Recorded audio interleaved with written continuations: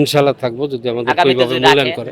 বাসানি আমি সাহেব মনে রাখে, করি এখনো বাসেনেপের 5% ভোট ব্যাংক আছে, যেটা চরমনার সমকক্ষ পর্যায়ের ভোট ব্যাংক। আর আদার যারা যে নুরু বলেন, মান্না বলেন, সাকি বলেন, ওদের ভোট ব্যাংক কোয়ার্টার 1/4 জামাতকে আমরা মনে করি মাদার পার্টি হিসেবে তৃতীয় ধারা তৈরি করলে দুই বৃহৎ দলের বাইরে আওয়ামী লীগ এবং বিএনপির বাইরে জামাত ক্ষমতা যেতে পারে। ক্ষমতায় যেতে পারবে। বাসানি সাহেব তো মোটামুটি বয়স্ক নেতা, উনি বলছে যে চলো জামাতের এখানেই যাই, ইসলামের পক্ষে থাকতে হইব। তো সেই সুবাদে ওনার পিছে পিছে আসছি আর কি। আমি দল বড় কথা না, আমি ইসলামের পক্ষে আছি। বাসানি সাহেব যদি 11 দলীয় জোটে যদি আরেকটা দল 12 দলে ঢুকে সাপোর্ট দিব ইনশাল্লাহ। আমার নেতা বাসানি সাহেবের একটা প্রোগ্রাম ছিল, তারপর বললো যে জামাত ইসলামের অফিসে যাই, তাহলে আসলাম।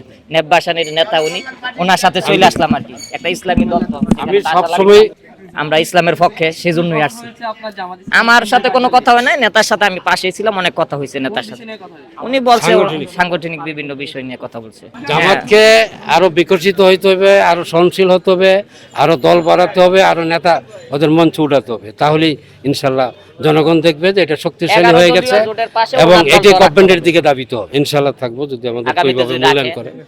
আমি মনে করি এখনো বাসেনেপের 5% ভোট ব্যাংক আছে, যেটা চরমনার সমকক্ষ পর্যায়ের ভোট ব্যাংক। আর আদার যারা যে নুরু বলেন, মান্না বলেন, সাকি বলেন, ওদের ভোট ব্যাংক কোয়ার্টার 1/4 এখনো। তবে আমাদের ভোট ব্যাংক এটা বিক্ষিপ্ত, লুম্পেন ছড়াই আছে। এটাকে পলিটিকাইজ করলে এটা একটা বিশাল শক্তিতে রূপান্তর হবে। আমরা তৃতীয় ধারায় বিশ্বাসী।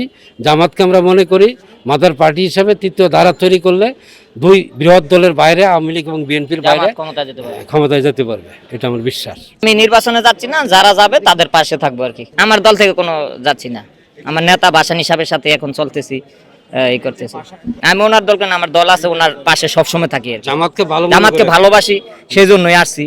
জামাত একটা ইসলামী দল এবং মোটামুটি বড় দল, এবং জামাতের ভোট ব্যাংক আছে অনেক। তাছাড়া জামাতকে যেহেতু একটা ইসলামী সিজন চলে আসছে, মানুষের ভিতরে একটা ইসলামী সেন্টিমেন্ট, মানুষের ব্রেনে বিবেকে চেতনায় আসছে, তা ইসলামের পক্ষে আমরাও তো থাকা লাগবে। আমরা নেতা যেই রকমই হই, বাসানি সাহেব তো মোটামুটি বয়স্ক নেতা, উনি বলছে যে চলো জামাতের এখানেই যাই, ইসলামের পক্ষে থাকতে হইব। তো সেই সুবাদে ওনার পিছে পিছে আসছি আর কি। আমি তরুণ প্রজন্ম, আমার জনকল্যাণ পার্টিও থাকবো, ইসলামের পক্ষে আছি আমরা আর কি ইনশাল্লাহ। এক কথায় দল বড় কথা না, আমি ইসলামের পক্ষে আছি। বাসানি সাহেব যদি 11 দলীয় জোটে যদি আরেকটা দল 12 দলে ঢুকে সাপোর্ট দিব ইনশাল্লাহ। আগামী নির্বাচন নিয়ে তো আপনারাই জানেন, এখন তো আগামী নির্বাচন তো আমি ক্যান্ডিডেট না, এই বাসানি সাহেবও ক্যান্ডিডেট না, আমিও ক্যান্ডিডেট না। প্রতি মুহূর্তে ঘটনার ই চলতেছে, পর্যবেক্ষণ করতেছি আর কি।